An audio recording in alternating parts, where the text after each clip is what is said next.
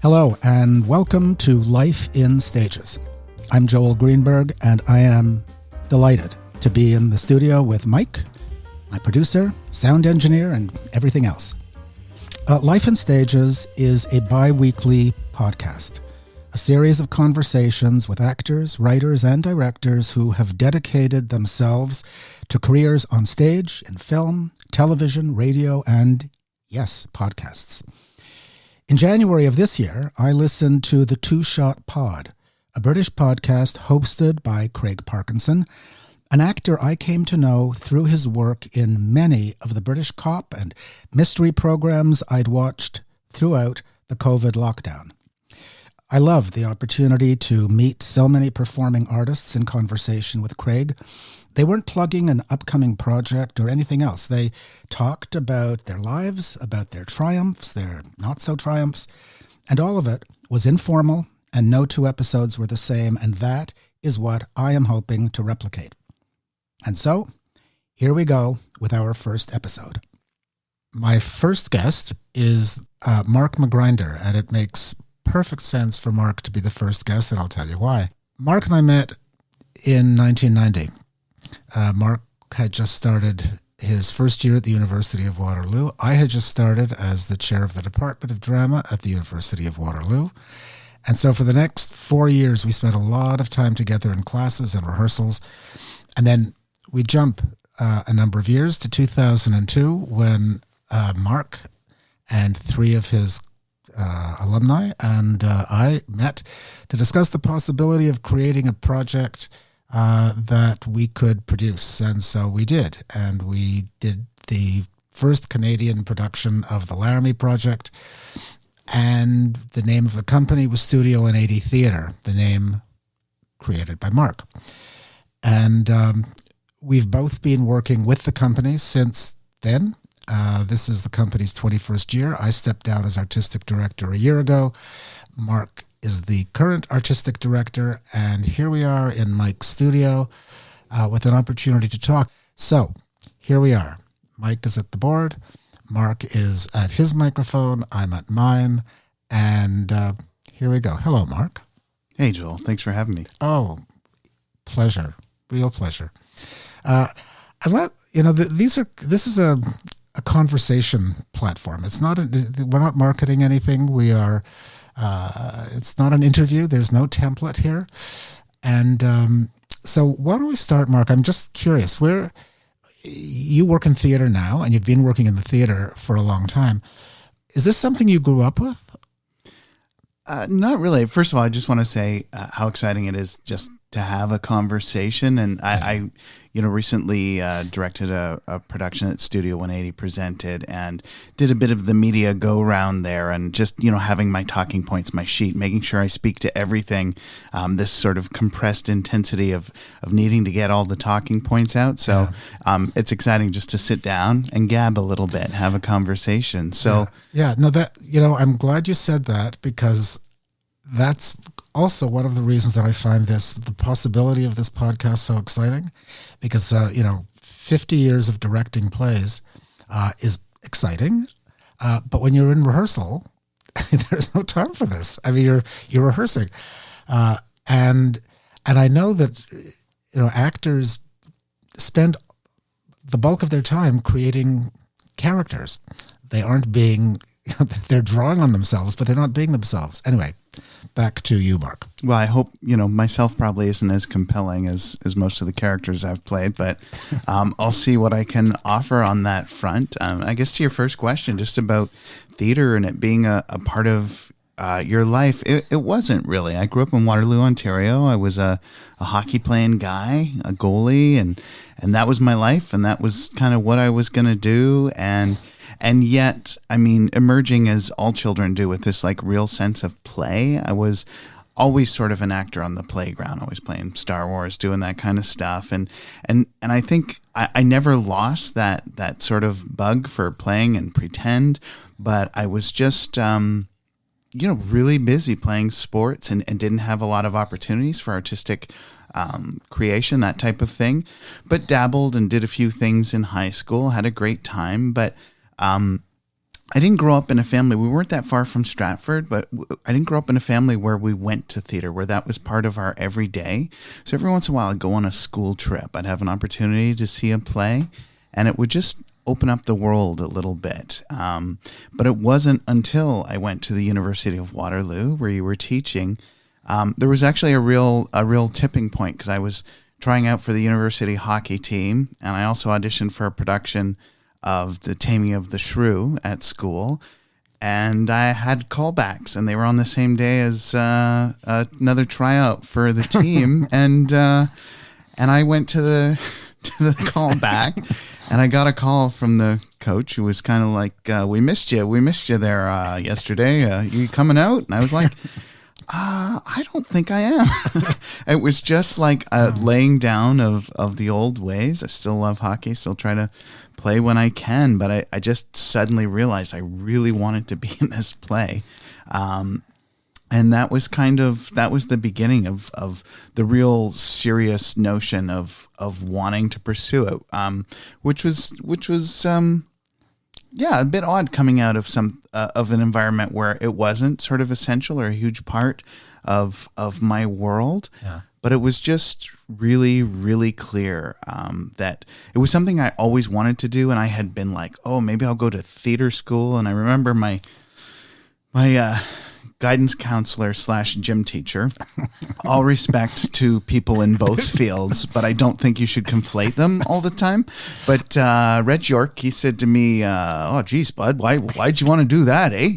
Like, I got some numbers here. I tell you, the average is about $6,000 a year they make, eh? So, you're a smart guy." And I just remember thinking, okay, now I really want to do this.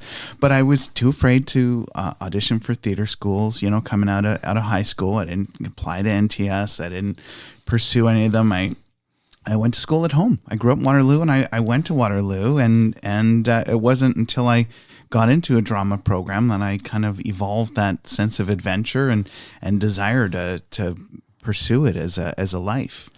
Oh, that's so.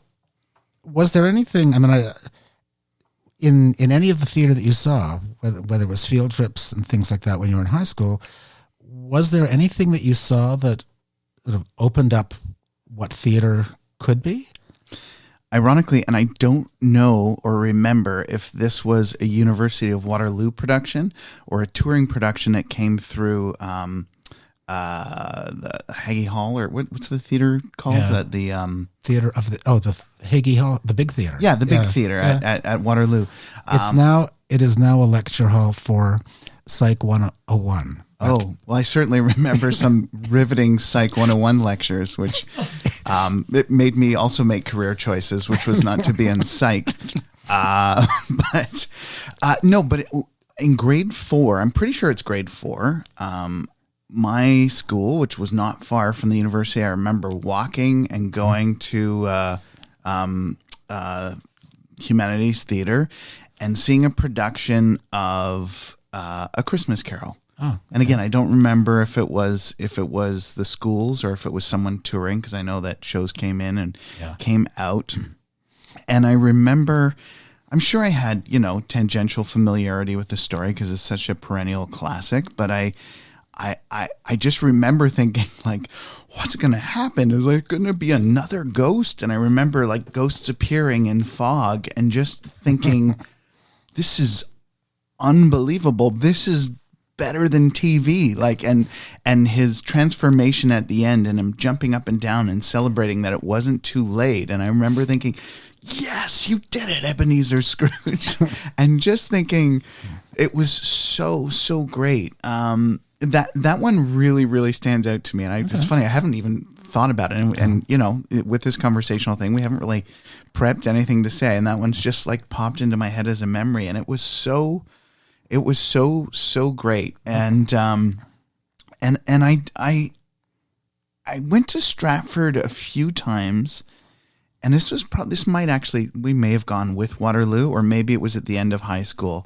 But I know that Joe Dowling directed a production of Midsummer Night's Dream, which I just remember thinking, this is the funniest thing I've ever seen. Mm-hmm. Like, I just remember laughing and laughing. I remember Ted Dykstra as Bottom, And I just remember thinking, oh my God, like I can't stop laughing. And it's being fueled by this audience who's laughing with me. And again, it's that moment of going, oh yeah, like this isn't just about what they're doing or my response to it. It's my experience of everyone's response to it. Yeah.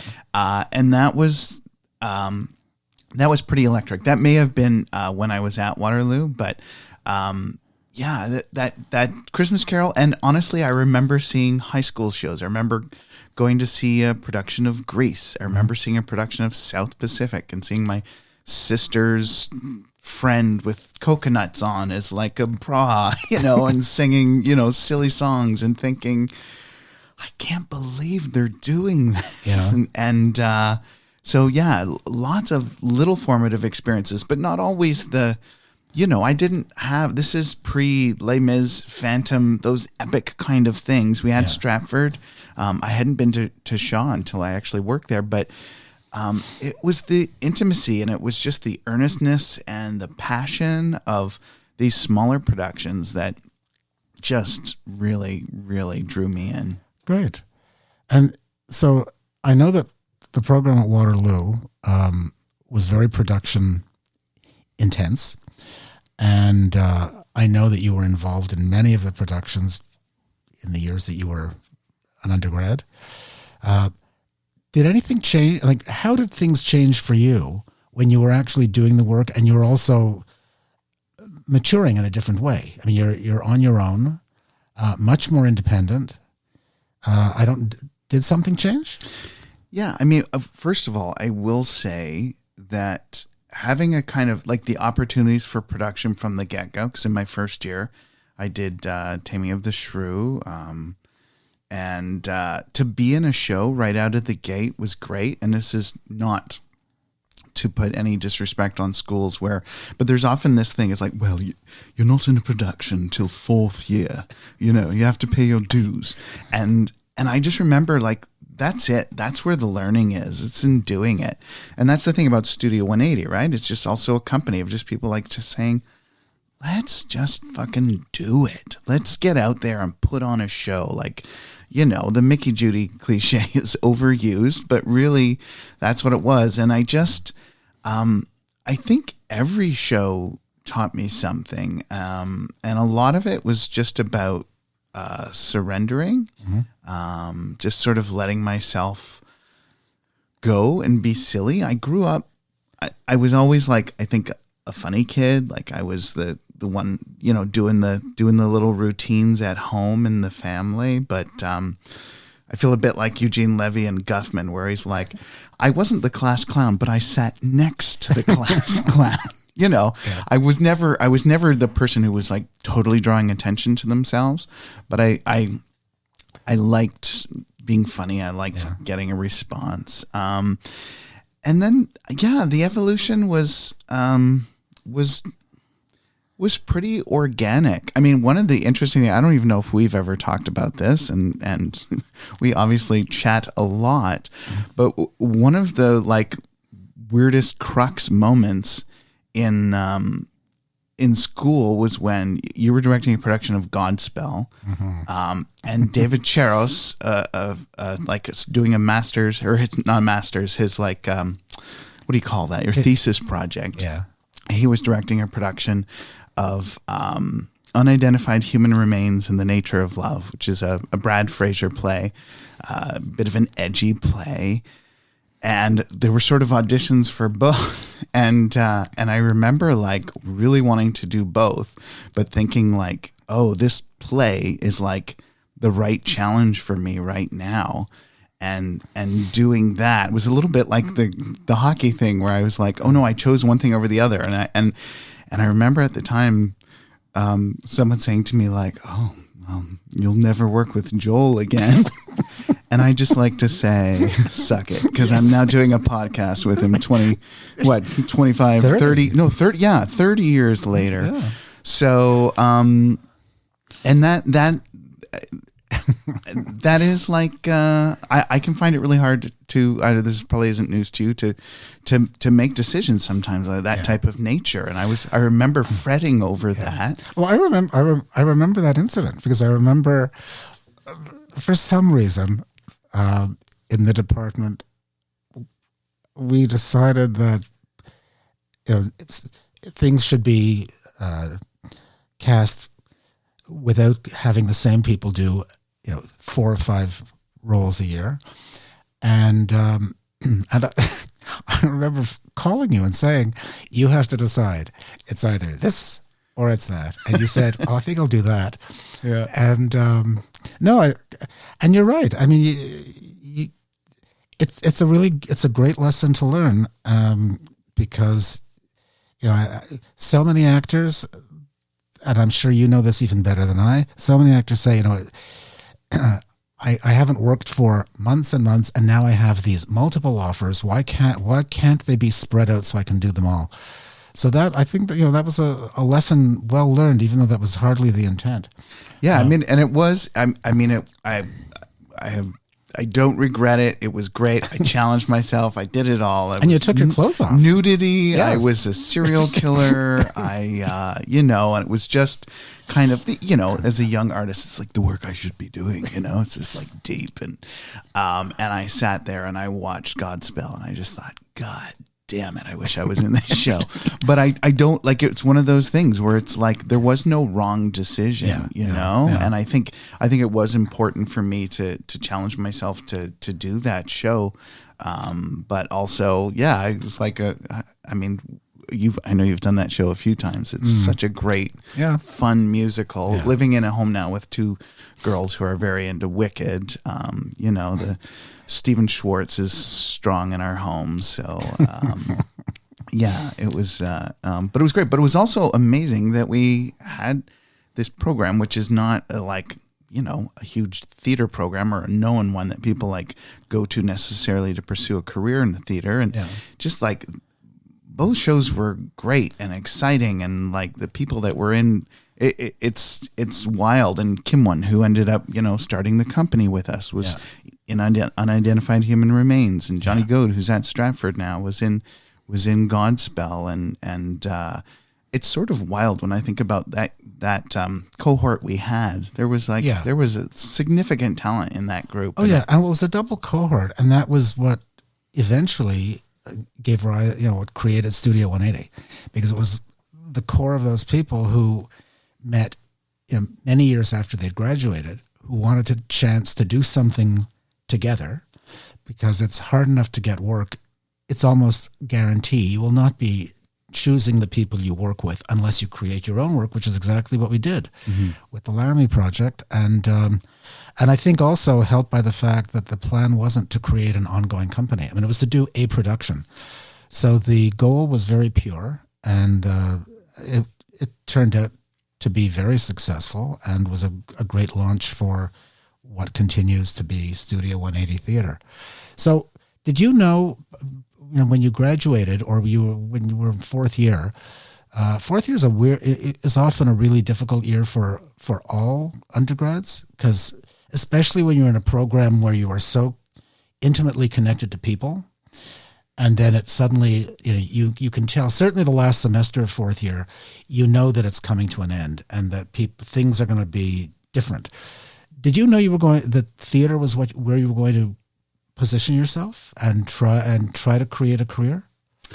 I think so, but I think I was still a little timid about hitting the road, and there were a few folks who were sort of keen doing things. Actually, this is one of those great full circle moments where we did a production in Waterloo Park at the band shell. We did a production of Cymbeline, and I remember being cast as the old man Belarius and thinking, I'm not an old man, just working hard to have a bit of a funny walk and a hunch and kind of using my voice. And now here we are in 2024, and Johnny Goad, who was in that production with me, is playing Belarius, the old man. We're old men now, but he's just going to play it as himself, as a 50-year-old. But when you're 23 or whatever, you're like, well, I'm playing a 50-year-old. I just remember thinking I'm it's a miscast in this. But there were folks who we were hanging out, and there were like fun opportunities. And I did a solo. I did a Wild Abandon, and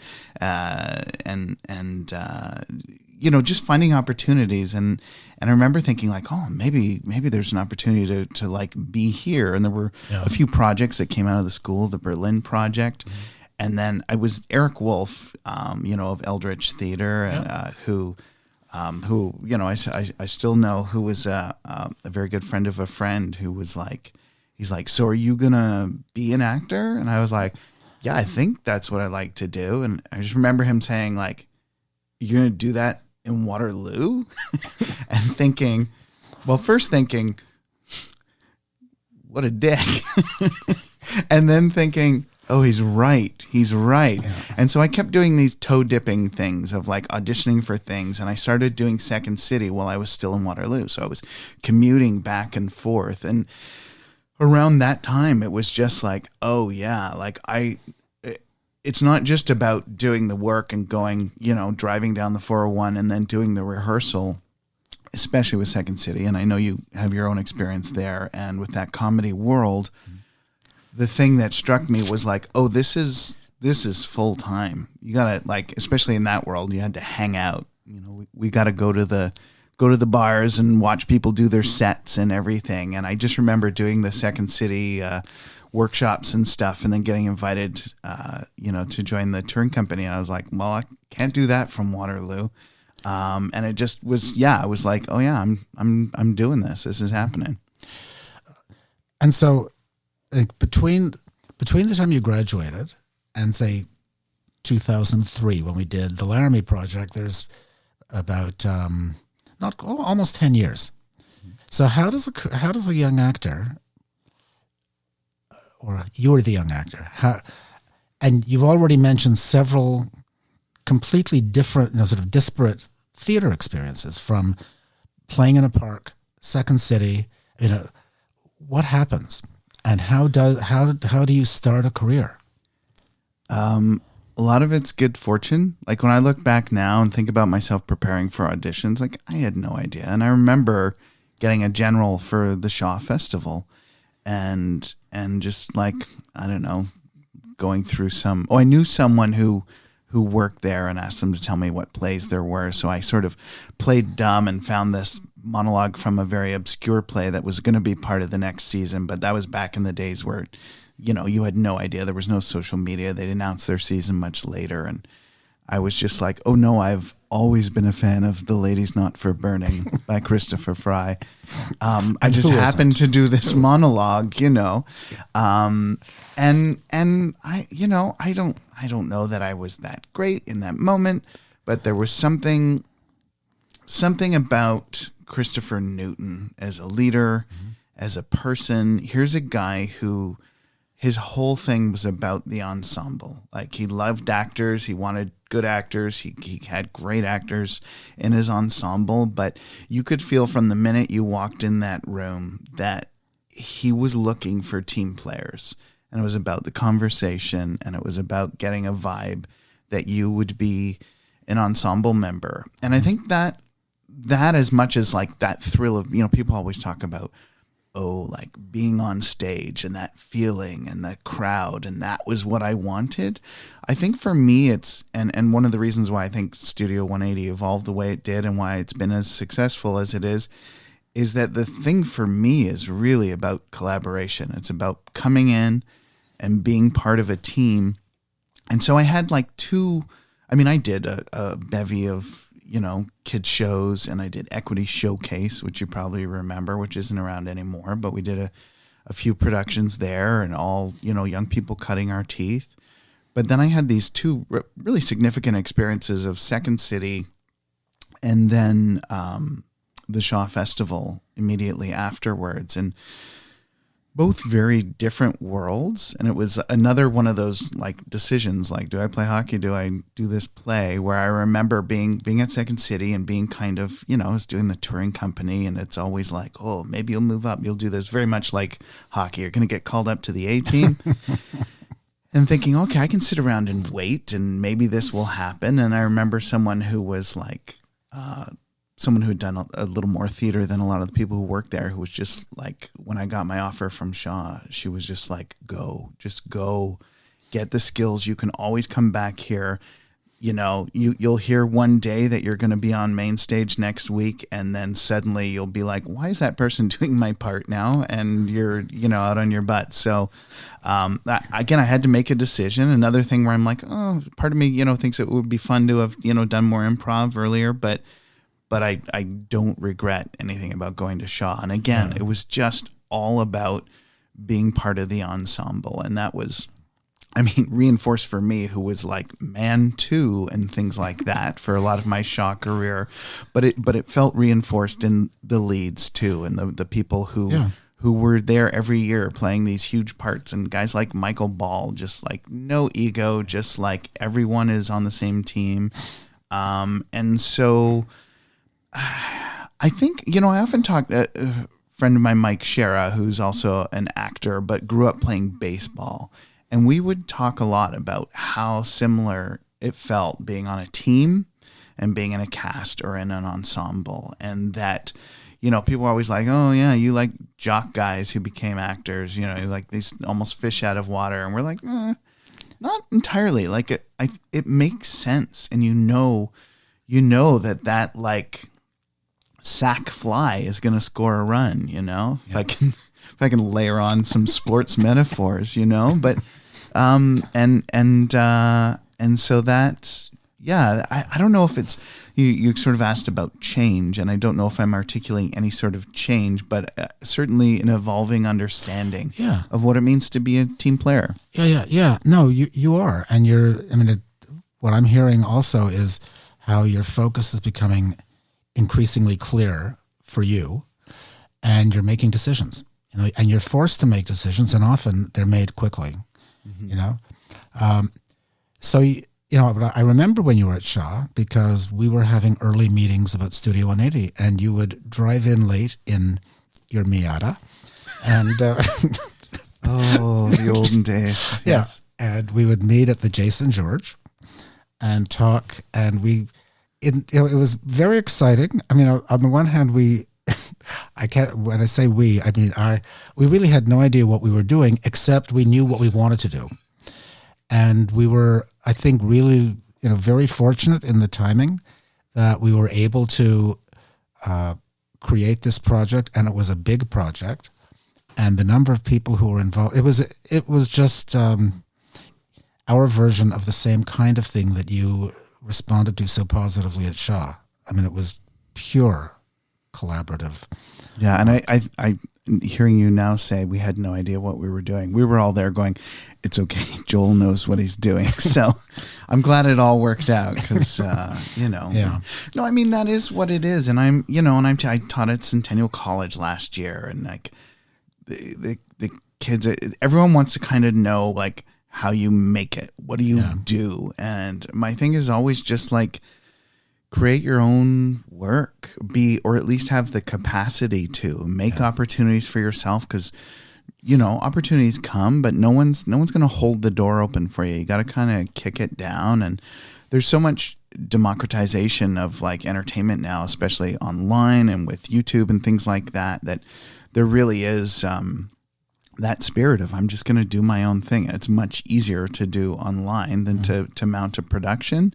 But I do think it's just about evolving the skills and kind of just giving it a go, like jumping in. Yeah. You know, I'm curious to know, because you didn't go to theater school, but you were in a liberal arts program which had so much production focus that it was a really great training ground, because it was largely student driven.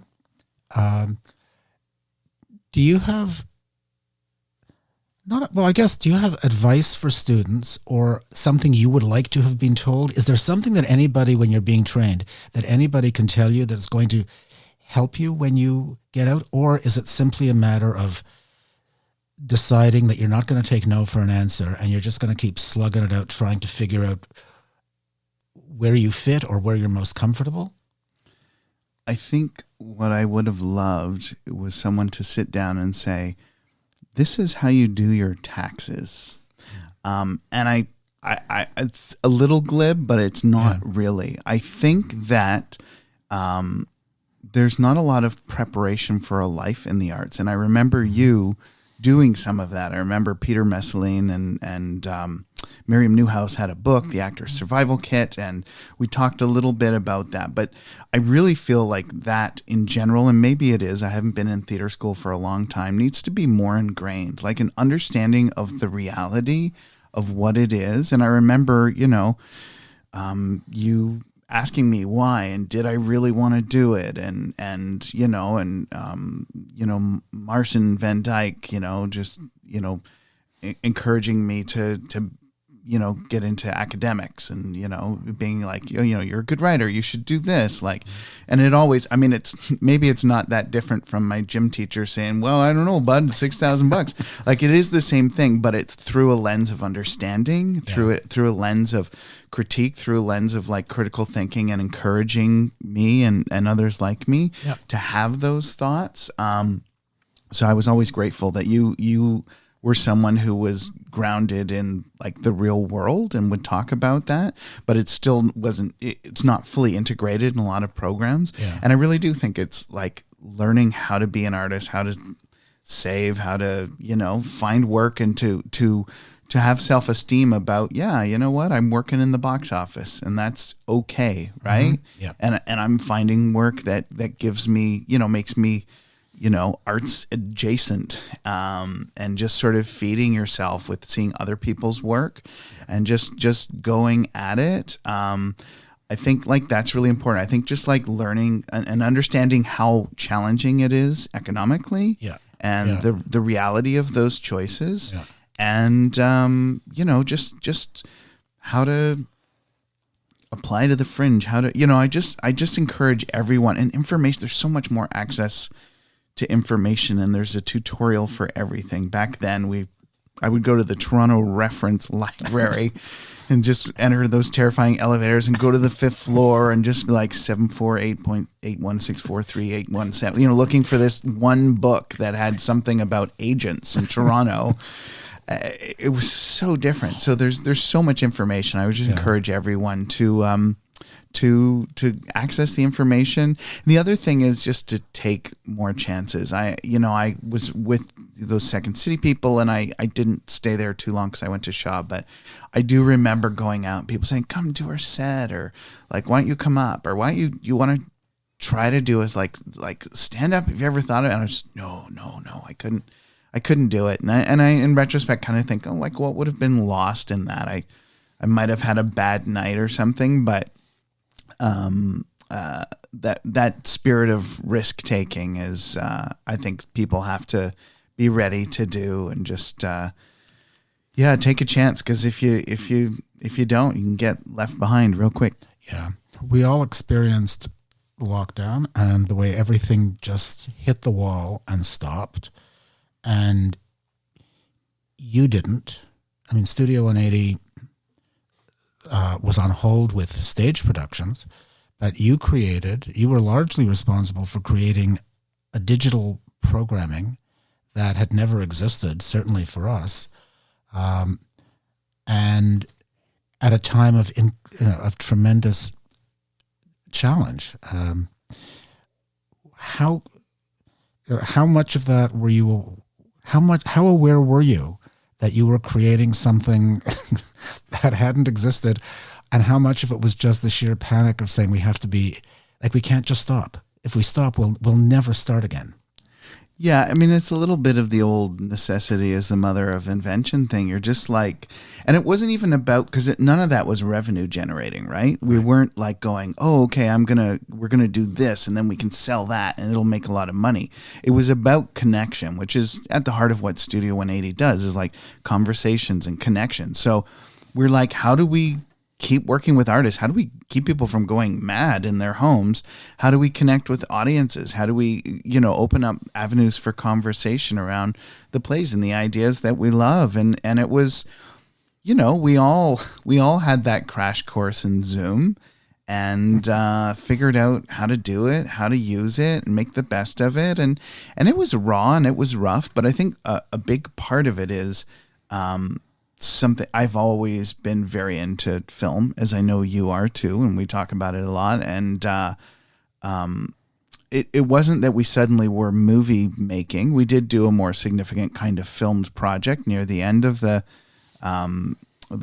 formal end of the pandemic there. I don't know where we are in terms of the timeline at this point, but I was really excited to I saw it as an opportunity to learn how to edit, and I was just like, we and then also everyone started doing self-tapes, and so you suddenly had to learn how to do that, record this, edit that.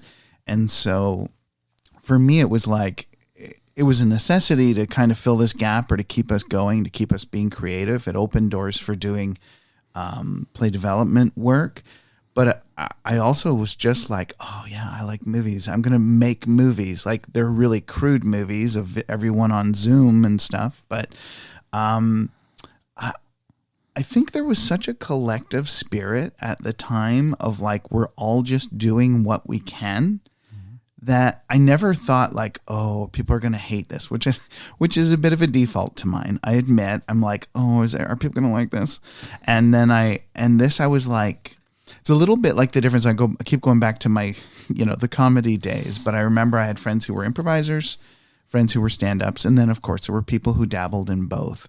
And I always enjoyed improv versus stand-up, because I feel like when you do stand-up, you're like, I have written this, I've thought about this, I'm now presenting my fully formed comic ideas to you, please laugh.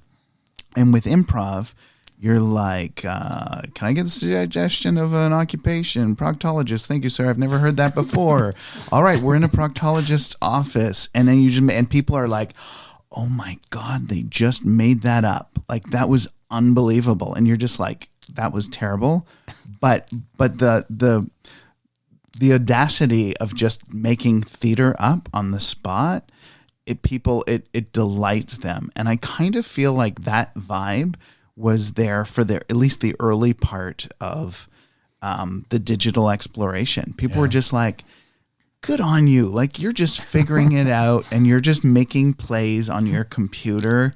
That's awesome. And people were in their home. We had some significant, numbers for some of those readings and events we did. And you're like, oh yeah, you want to connect. And I was really buoyed by that spirit of just being fun and less daunting, because I was always worried about the product. I wanted it to be good, but I knew that at the end of the day, whenever we'd finish rehearsing or recording something, I'd always say, anyone have anything they want to share? How's everyone doing? And people would always just say, yeah, I just want to say thanks for this.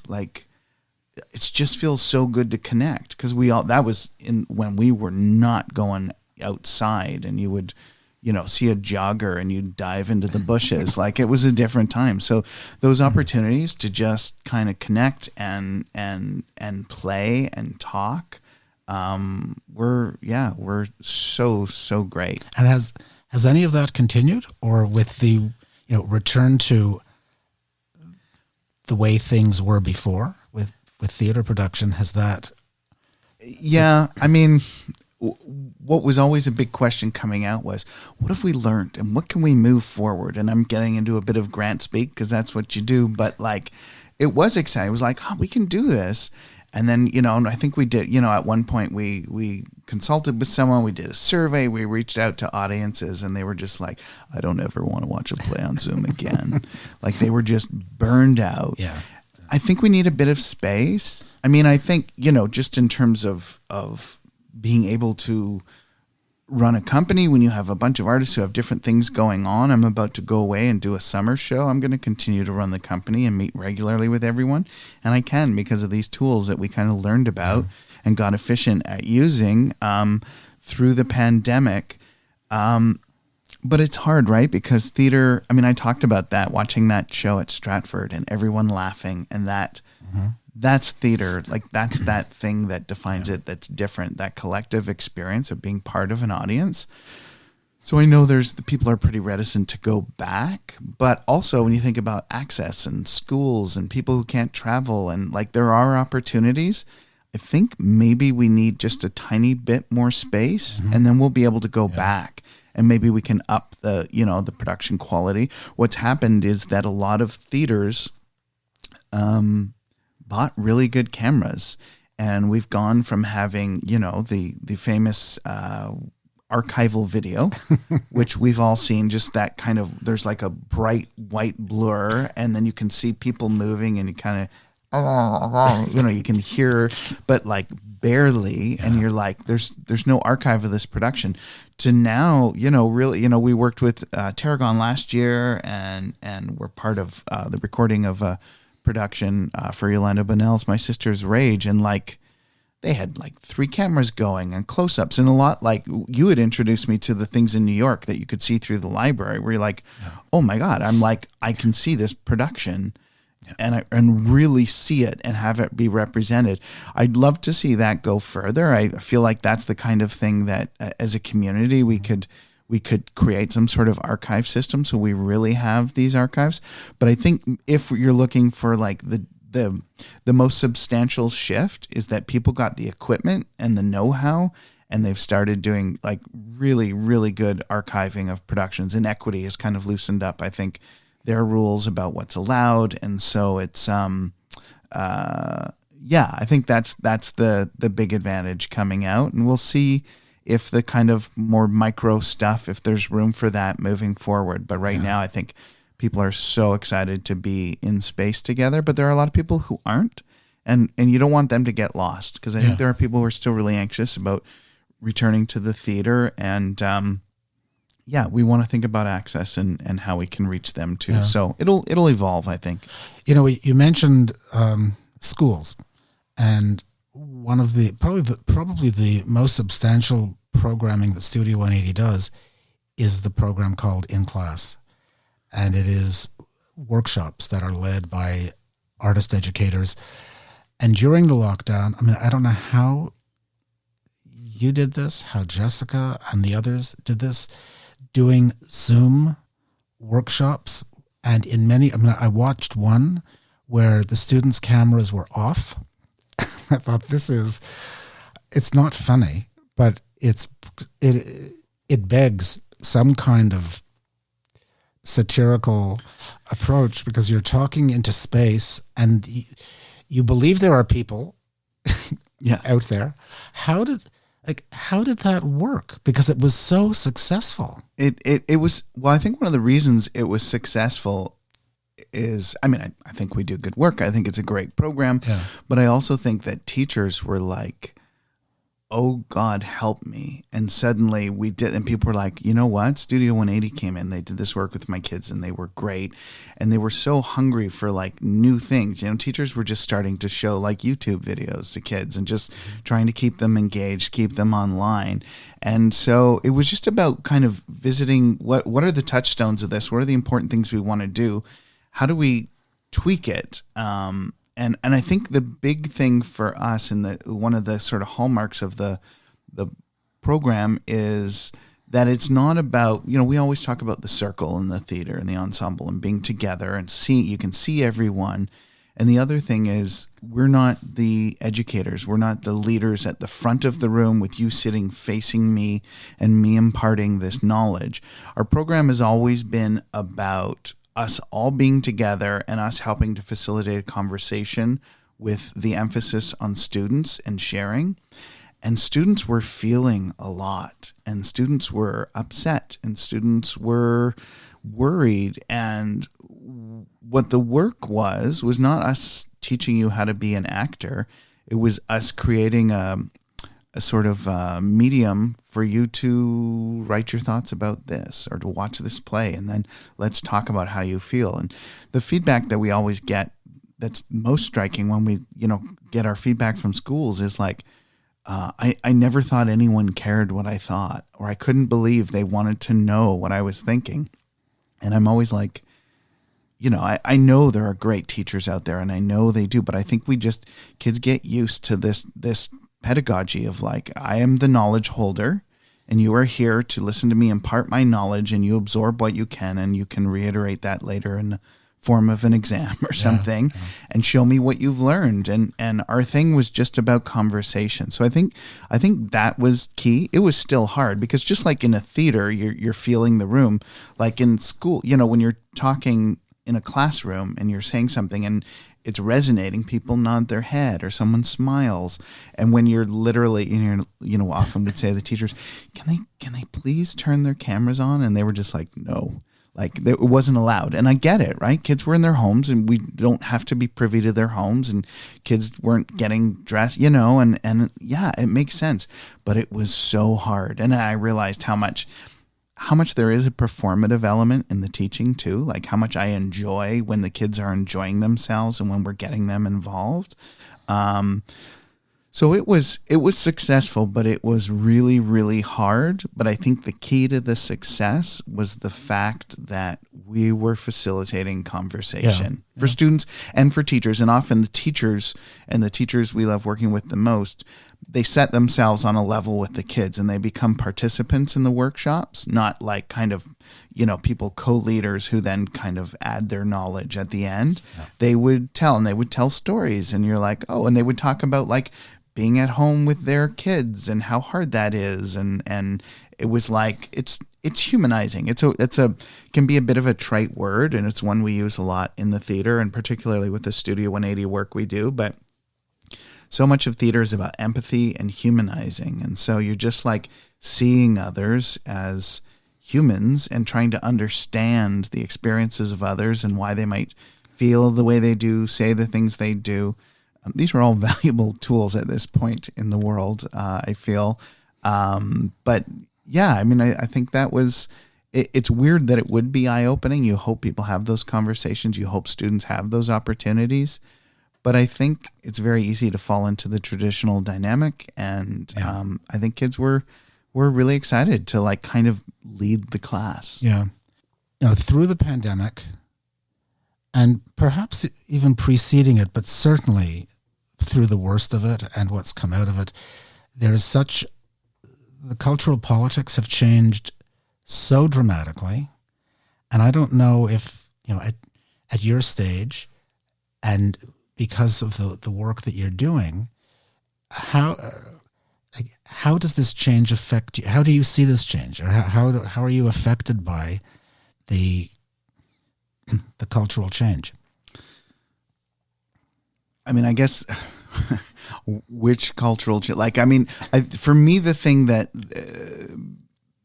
I guess like the big thing that's happening is left, right, and just sort of the either or, the polarity of discourse. I think that's interesting when you have a company that's all about dialogue and that there's not a lot of room for nuance. And I think that is, I think it's a product of people, being fed up or feeling anxious or feeling angry. But I think it's also so much a product of the way we communicate and of online discourse and just the reinforcement of your point of view. And then, I think someone will like make an argument and say something, and I just think, how can you believe that? And then I realize, because an algorithm keeps telling you you're right and telling you all the things that you think and agree with. It just keeps reinforcing it, and you're not hearing these other points of view. And so when you hear me, I seem like a mad person who doesn't know what they're talking about, because you've seen so many articles, so many stories about this, and it can get a little bit like banging your head against the wall. But I think understanding that is good, and trying to disarm that and come back to this thing of empathy and just talking about trying to understand. That's a big thing, right? In discourse, people are like, well, there's no one's seeing things from the other point of view. And quite often the other point of view is so dramatic that you're sort of like, I don't want to. And I feel that all the time. I'm like, I don't want to entertain this point of view, and yet I have to at least try to find a way for myself to go, okay, why does kids being non-binary threaten this person so much? Mm-hmm. And how can I start a conversation without condoning your views, but saying like, I get it, And I think there's so many things like that. That's just sort of one example, but the rage people feel and the entrenched sort of manner in which they're digging into their points of view, I think it's like really potent to be able to give a little, but it's hard. I find it really hard. I think like I don't want to, the height of the vax debate was pretty intense too, and it was just you were either this type of monster or this type of monster, and like how dare you have that opinion? So I think it's all about trying to shift the way we talk to each other, and I think with everything, with all the conflicts in the world, the way we talk about them, it's there's so much fear of making a mistake, that it's hard to have authentic dialogue. So I don't know, and I don't even know if that's like the cultural shift necessarily you're talking about, but for me it's like, I've become aware of the challenge of real discourse or nuanced conversation, and people's demand that you have a voice. And I'm not someone who's on social media very much, and that's maybe a bit about being a bit older, but it's also just about I just can't get involved in the conversations because they're so angry, and they're so, people say, well, why aren't you saying anything? And it's just like, I come and hang out with me and let's have a coffee and let's talk about things, as opposed to just putting myself in a situation where I'm going to get attacked for something, it's really, really tricky. And that's why I love being in a rehearsal hall. Obviously we're in a bubble, and when you have a bunch of actors working on a play, you tend to be of a similar mind, but you can still start to unpack the real stuff and have real conversations, and in a way that mostly feels really safe. So I think that's why it's so exciting just to do the work, not just the performance, but the rehearsal and the digging in and the exploring, because you don't realize until you start having real substantive conversations how little you do have them, and then you're just so appreciative of them in the moment. Yeah, and also, selecting the material that you're going to produce. Studio 180 is focused on social and political theater. So one of the challenges has always been to find material that is not lecturing, is not aggressively didactic, material that is a starting point for an audience to, it aims to provoke conversation. It aims to provoke some kind, hearing something or making a decision or being challenged. So I imagine that in the current atmosphere, it makes the selection of material exciting, but perhaps even more difficult. It is challenging, and I think there's a bit of a vibe in the theater right now, which is, the battles are so heavy and that we cannot allow any dissenting point of view or a point of view we're uncomfortable with to be part of the drama we present, which I think where's the conflict. And I think that's the one tricky thing about where I feel we are, is that when you present a character who has problematic point of view, it can be seen as platforming, and we shouldn't do that. Like, it's just problematic. But I think if you just ignore, well, first of all, you'll have no conflict, and then you'll have no drama.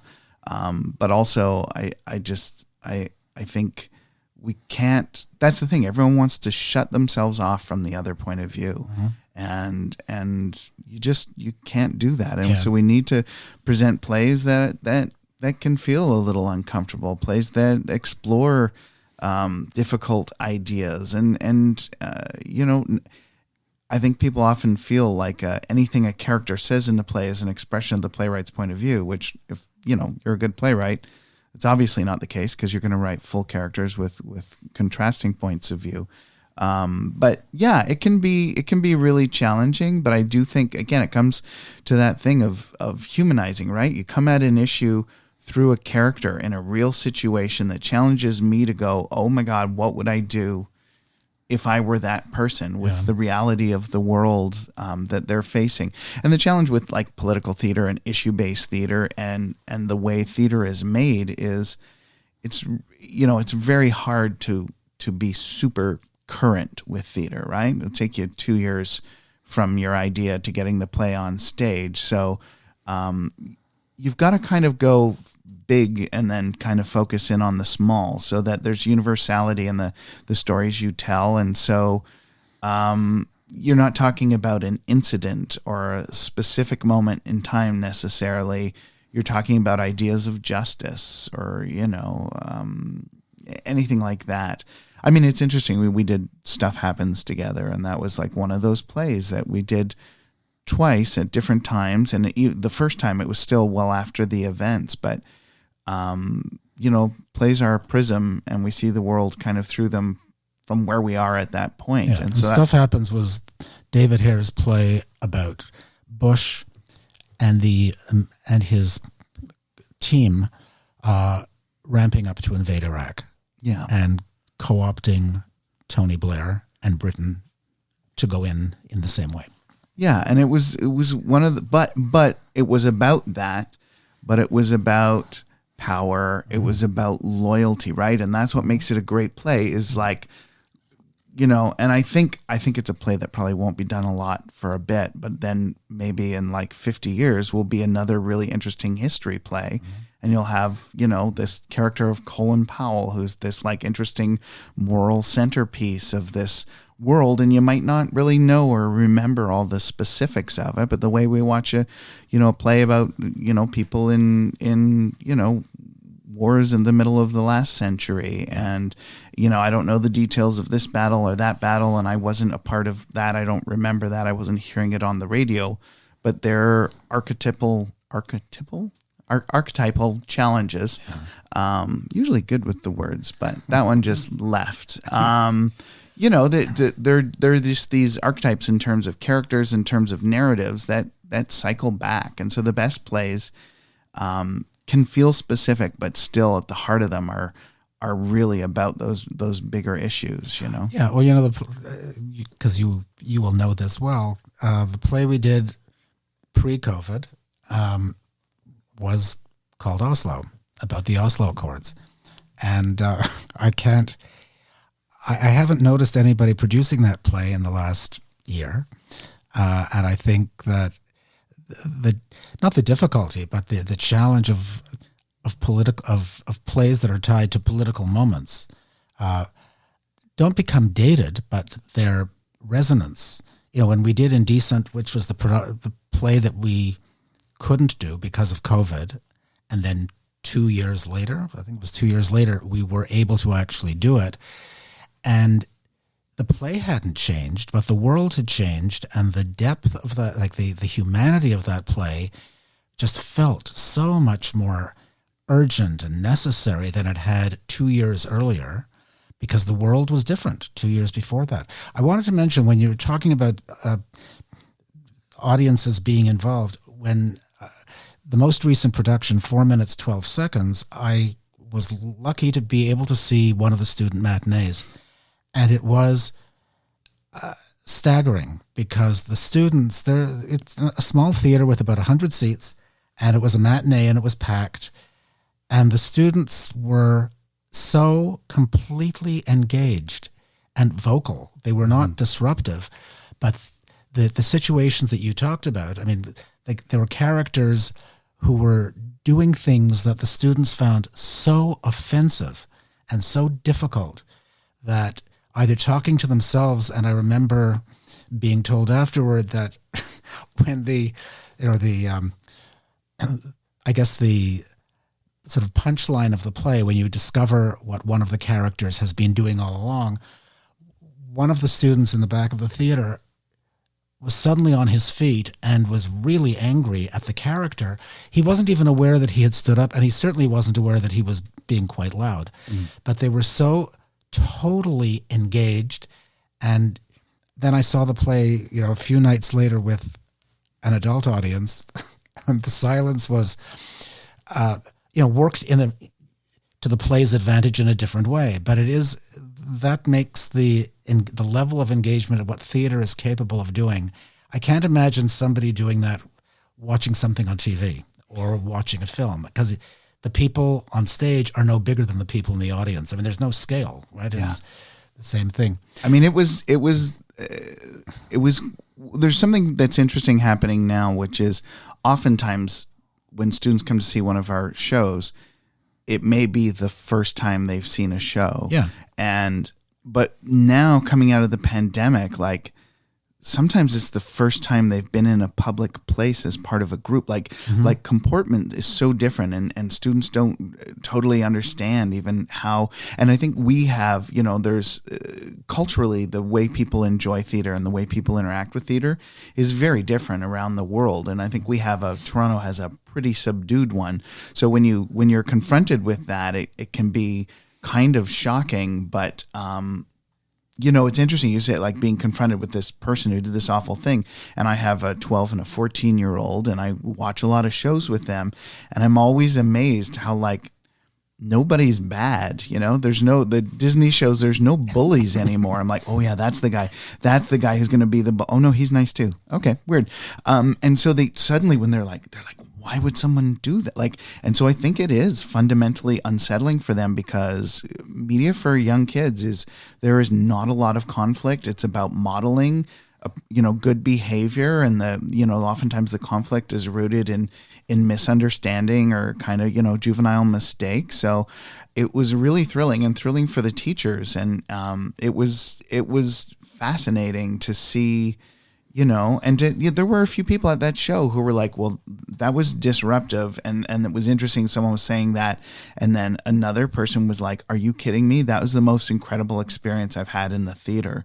That was real. Those kids were having like real responses. And then we had the good fortune of going into those classrooms afterwards. And like the teacher we opened the door, and the teacher's like, they're so excited to talk about this play, It was wild, and no experience is better or worse, but I do remember like those classes that were at the show that you went. I remember that show in particular, and I had been teaching in those classes, and I was like, okay, some of these kids have really not been in a theater. This is going to be different. And I remember telling the cast, like, just so you know, this might be a bit of a rowdy group. And then I remember I wasn't at that show, but I remember, hearing about it, and I came in the next show and that evening just to check in. How's everyone doing? And they're like, it was awesome. Like they loved it. And I was like, oh, great. Cause you're always, you want to take care of your company. And yeah, I'm sure some of it was challenging, but it was just so visceral and real. And Toronto audiences are so freaking polite to a fault that to get that kind of response is really, really exciting. Okay. So we're approaching the finish line. You mentioned that you have two daughters, ages 12 and 14. And I don't know if I don't know how being parents, you and Jessica as parents and both of you are actors, and both of you work with Studio 180 intensely in administrative roles as well. So what is it like to have these careers and raising children? And maybe it's no different than any other career, but it seems to me, because I know it better than anything else, it's a precarious world.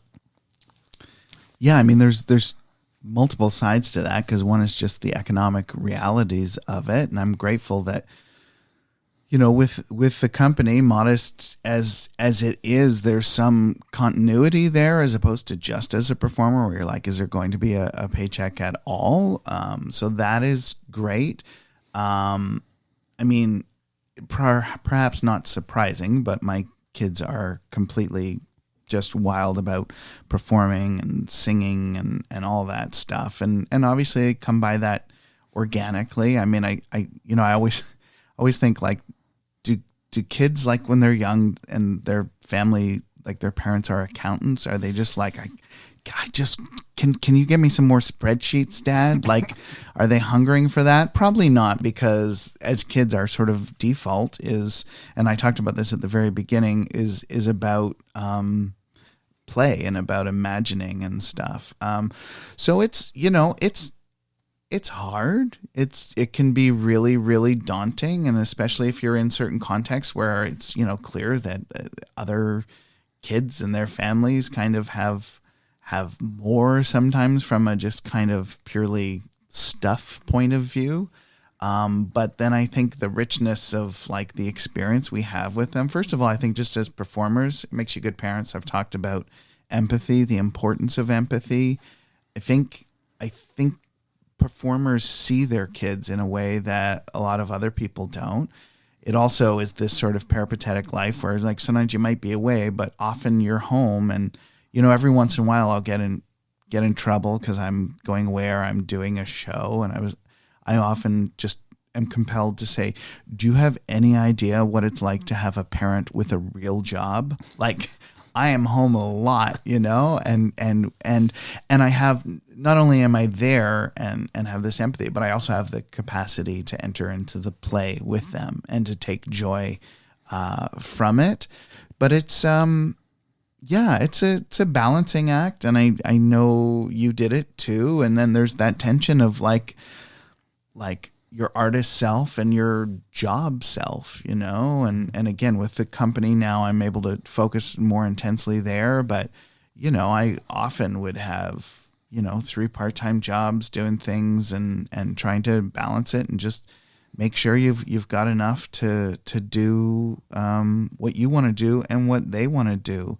But I don't know. I think artists, I mean, obviously not across the board, but I think by and large artists are very capable parents because I think they have compassion, they have empathy, they have the ability to understand and to see through their children's eyes, which I don't think all adults do.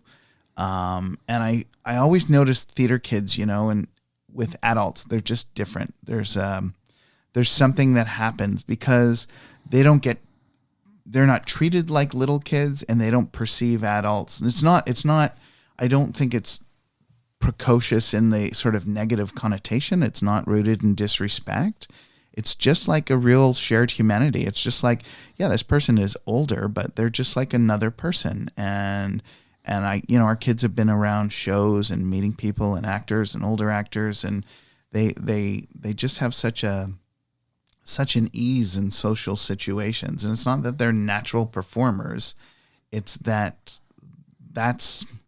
the language of the theater. It's all about talking and connecting. And so I'm grateful that my kids grow up in the world. I do feel like as they get a little older, I'll be like, well, maybe you want to pursue that doctor thing. That might be great for your mom and I, or dotage.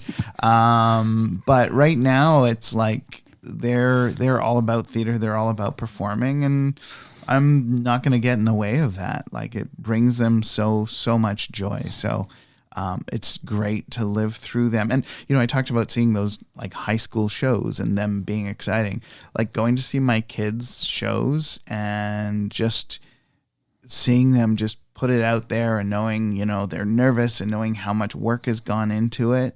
Again, like, I'll take that anytime over like a big Stratford show, because it's just the stakes are so high and the excitement is so real, and it just brings me back to what I love about theater. I love about connecting. I love about being part of an ensemble, and seeing them do it in such a pure way is just so rewarding. I still want to go to the Stratford shows, but it's just, it's back to the essence, back to play.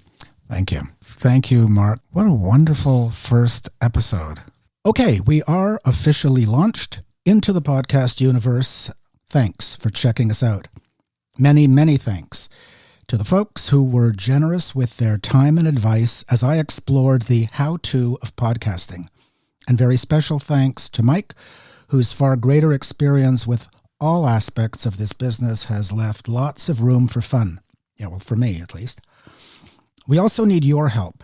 So please subscribe or follow.